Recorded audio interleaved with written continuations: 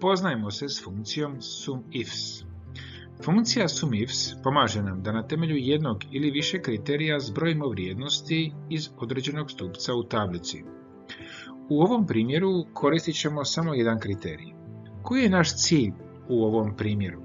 Naš cilj je da saznamo koji je kolač donio najveću zaradu. Kako bismo to saznali, moramo zbrojiti sve iznose u stupcu ukupno u tablici transakcije po svakom proizvodu i zbroj upisati u stupac ukupno u tablici proizvoda. U ćeliju M5 upišemo formulu jednako SUMIFS. Otvorimo zagradu, označimo stupac ukupno u tablici transakcije. Zaključujemo raspon tako da pritisnemo tipku F4, točka zarez, označimo stupac šifra proizvoda u tablici transakcije, zaključujemo raspon, točka zarez, kliknemo na ćeliju J5 jer je to kriterij, zatvorimo zagradu i Enter.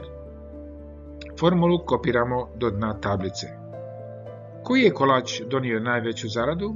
Vidimo da je to tiramisu kocka. Želite li naučiti Excel? Zatražite edukaciju, link je u opisu. Želite li još ovakvih videa? Podržite naš kanal, pretplatite se, lajkajte ili nam pišite.